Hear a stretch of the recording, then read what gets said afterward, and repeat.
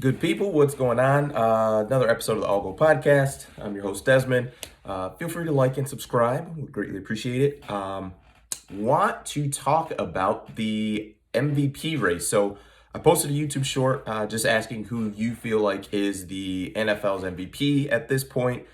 I have my thoughts, which I'll get to towards the end of the video, but want to actually talk about one guy who is listed kind of in the top three for most polls and odds.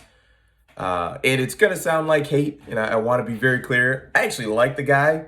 He's super clutch, and obviously his resume speaks for itself.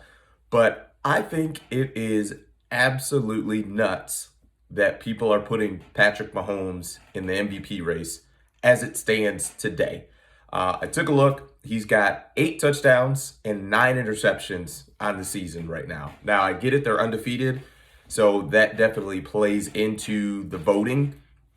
It's pretty rare to win the MVP on a bad team. So winning is a part of it, and he has actually done a lot of good things, especially in the clutch moments of winning those football games.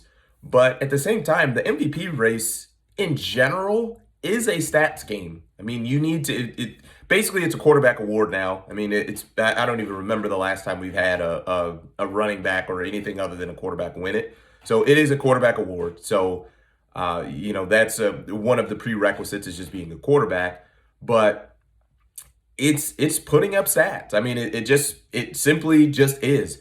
I would say last year with Lamar winning it, was his second MVP, and for Lamar, his stats last year versus his first MVP season was vastly different.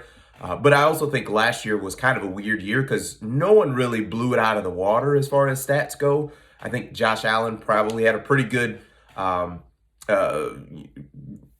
to potentially winning that, but he also turned the ball over quite a bit.